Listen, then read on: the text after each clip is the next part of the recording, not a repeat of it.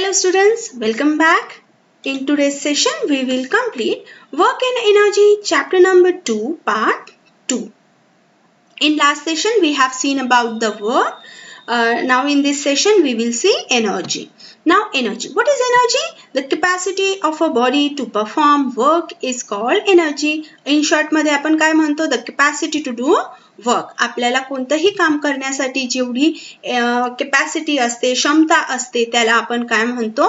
Energy असे म्हणतो. आपण कोणतंही काम इझिली करू शकतो. हे बेंच उचलायचे असतील, नाहीतर जाड गाद्या उचलायच्या असतील, तर आपण काय म्हणतो? आपण उचलू शकतो. आपल्यामध्ये खूप एनर्जी आहे, पण एनर्जी नसते. ती काय असते? आपल्या बॉडीमध्ये ते काम करण्याची क्षमता असते. त्यालाच आपण एनर्जी असे म्हणतो. द एनर्जी ची युनिट जी आहे, the unit of work and energy are the same. काय असणार आहे? दोन्ही सेम आहे. SI सिस्टम मध्ये जूल्स म्हणतात, CGS सिस्टम मध्ये त्याला अर्ज म्हणतात. आता the energy exist in various forms like mechanical, heat, light, sound, electromagnetic, chemical, nuclear and solar. आता हे जे एनर्जीज असतात त्यांचे फॉर्म जे आहे आपण यूज करतो. मेकॅनिकल एनर्जी आहे, लाईट एनर्जी आहे, साऊंड एनर्जी आहे, इलेक्ट्रोमॅग्नेटिक लाईट आहे. हे काय आहे? एनर्जीचे फॉर्म आहे. आपण त्यांचा यूज करतो. एनर्जी कधीही क्रिएट करू शकत नाही. आपण फक्त त्याचे फॉर्म्सचा वापर करतो. मेकॅनिकल एनर्जी जी आहे ती आहे 2 टाइप्सची. First type is potential energy and second is kinetic energy. Now let's see kinetic energy. Kinetic energy काय आहे? When a moving object strikes a stationary object, the stationary object moves. आता एखादी stationary object आहे, तिला एखादी moving object strike झाली तर ते काय होणार आहे?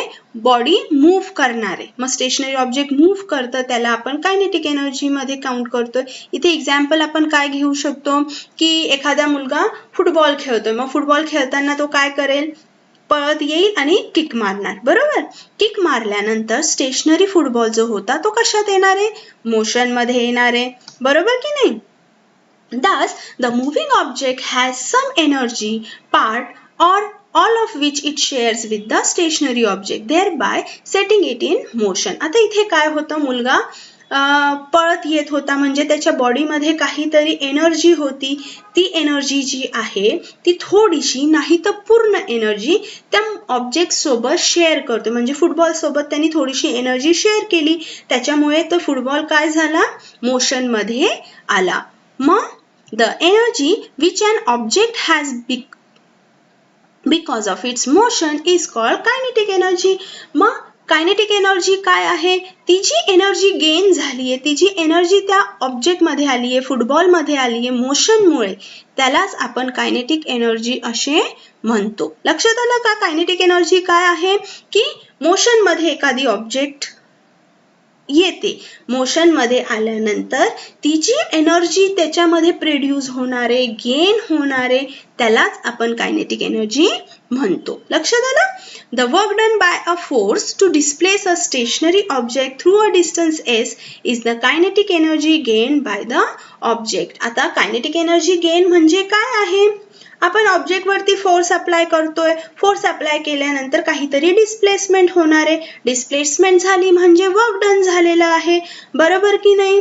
मग ते जे वर्क डन झालेलं आहे त्या ऑब्जेक्ट वरती, त्यालाच आपण कायनेटिक एनर्जी म्हणणार आहोत. मग कायनेटिक एनर्जी काय आहे?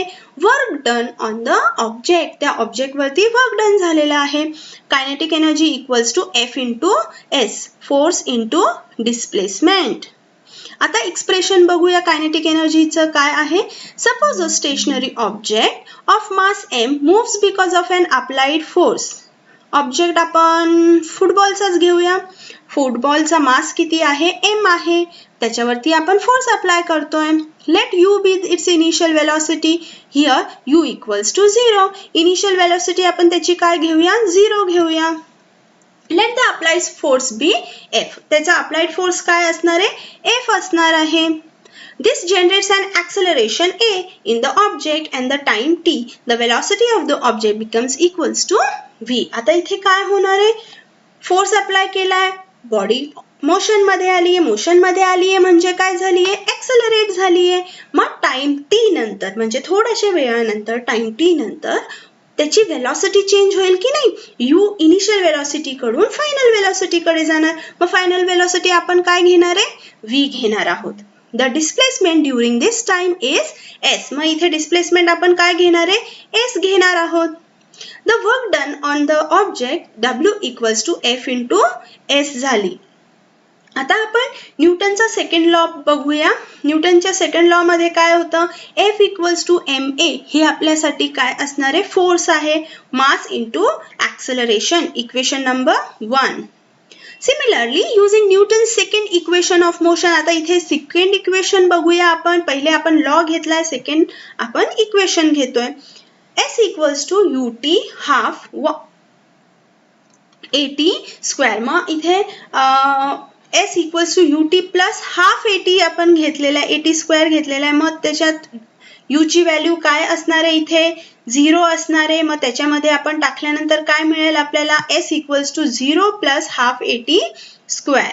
आता S डायरेक्टली काय होणार आहे आपल्यासाठी, at स्क्वेअर, बरोबर की नाही. आता इकडे बघा, F आपल्याला काय मिळाला होता, F इक्वल्स टू ma मिळाला आहे आणि S आपल्याला काय मिळाला आहे, at मिळालेला आहे. आता इक्वेशन मध्ये आपण टाकूया, कोणती इक्वेशन होती आपली, W equals to F into S. आता बघा, F च्या जागेवर आपण काय लिहिलेलं आहे, ma लिहिलंय इंटू हाफ at स्क्वेअर लिहिलंय. मग W equals to half m at square ही आपली थर्ड इक्वेशन झाली. आता इथे आपण इक्वेशन न्यूटनचा फर्स्ट लॉ ची जी इक्वेशन होती ती बघूया, काय होती ती, V equals to ut plus half V equals to ut plus at ही जी इक्वेशन आहे ती आपली फर्स्ट लॉ ची इक्वेशन आहे. इथे परत u ची व्हॅल्यू आपण 0 टाकूया. मग आपल्याला V काय मिळणार आहे, at मिळणार आहे. जर V ला आपण स्क्वेअर केलं तर V square equals to at square ही आपली काय झाली, फोर्थ इक्वेशन झाली, बरोबर.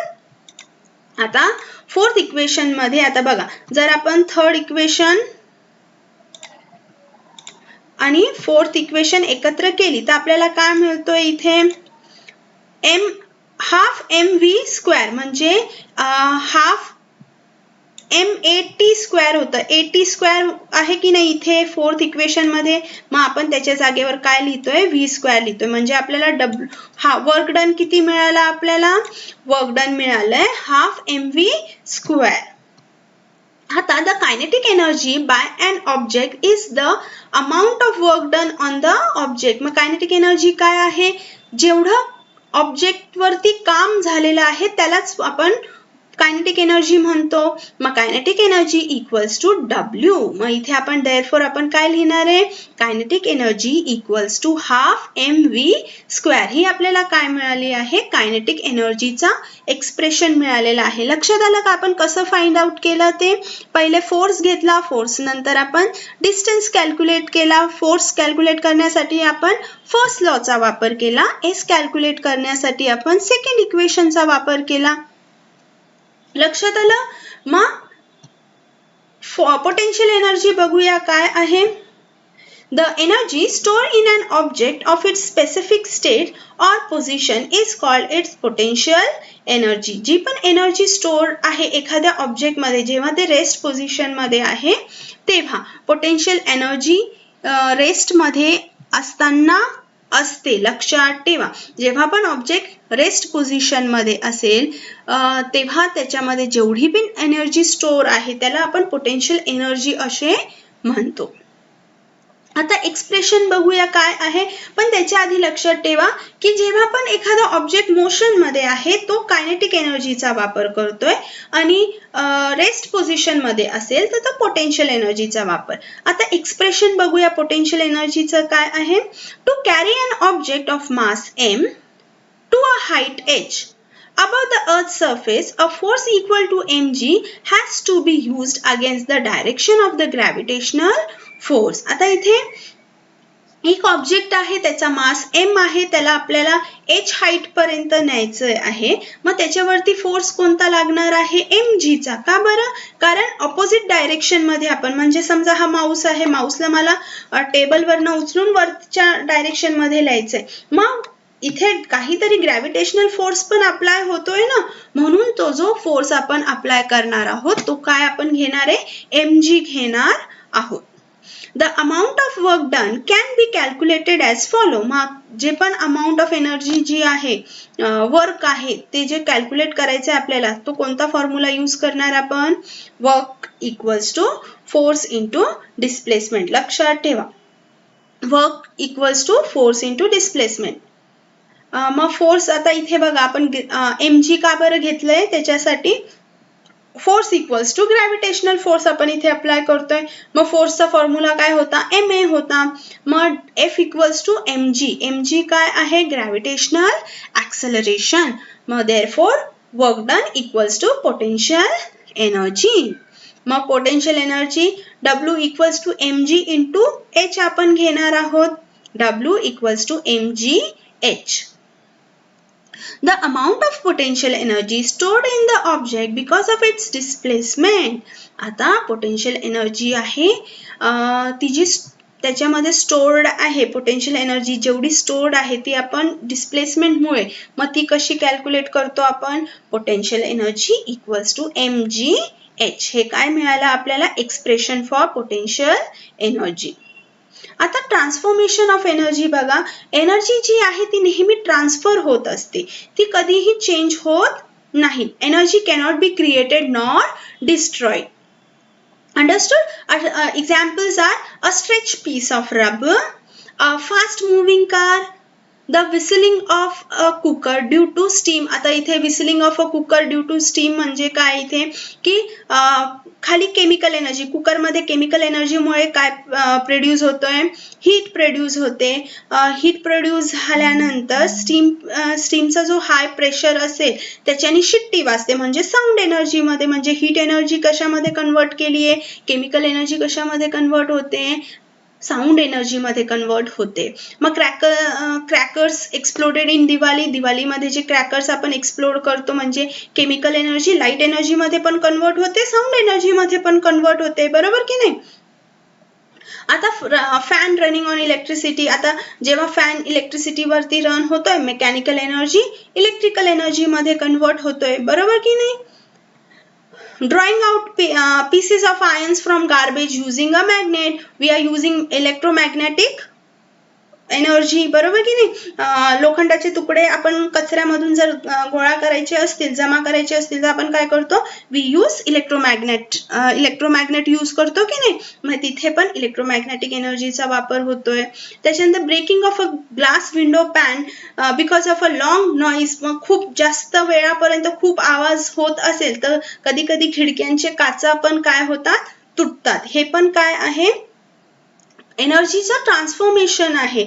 Energy can be transform from one type to another. Energy जी आहे वन फॉर्म मधून दुसऱ्या फॉर्म मध्ये काय केली जाते? ट्रान्सफर केली जाते. आता इथे एक्झाम्पल जी आपण घेतलेला आहे बघा, एक्झाम्पल्स मध्ये इथे दिलेलं आहे की मेकॅनिकल एनर्जी इलेक्ट्रिक एनर्जी मध्ये कशी कन्वर्ट होते.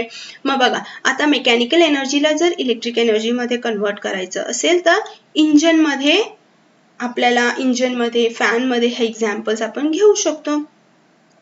आता इलेक्ट्रिकल एनर्जी मेकॅनिकल एनर्जी मध्ये कधी कन्वर्ट होईल? जेव्हा जनरेटर्सचा वापर होईल तेव्हा. आता इलेक्ट्रिकल एनर्जी हीट एनर्जी मध्ये कधी कन्वर्ट होणार आहे? जेव्हा आपण हीटर्सचा वापर करतो तेव्हा. हीट एनर्जी इलेक्ट्रिकल एनर्जी मध्ये कधी कन्वर्ट होईल? जेव्हा थर्मोकपल्स आपण यूज करू तेव्हा.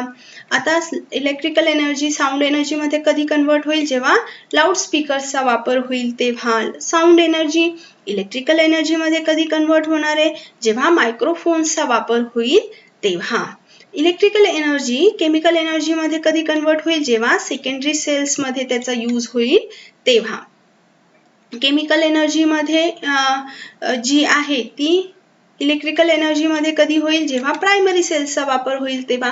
इथे पण इंटरचेंज बघा, इलेक्ट्रिकल लॅम्पचा जेव्हा आपण वापर करू तेव्हा इलेक्ट्रिकल एनर्जी लाईट एनर्जी मध्ये कन्वर्ट होईल. लाईट एनर्जी इलेक्ट्रिकल एनर्जी मध्ये कधी कन्वर्ट होईल, जेव्हा सोलार सेल्सचा, फोटो इलेक्ट्रिक सेल्सचा आपण वापर करू तेव्हा. आता हे सगळे एक्झाम्पल्स जे आहे ते काय आहे, ट्रान्सफॉर्मेशन ऑफ एनर्जी जे आहे, म्हणजे एका फॉर्म मधून दुसऱ्या फॉर्म मध्ये कशा पद्धतीने एनर्जी जे आहे ट्रान्सफर होताना आपल्याला दिसतात. लक्षात आलं का काय होतं इकडे. आपण काय एक्झाम्पल्स बघितले की जी एनर्जी आहे ती एका फॉर्म मधून दुसऱ्या फॉर्म मध्ये ट्रान्सफर होताना आपल्याला दिसते.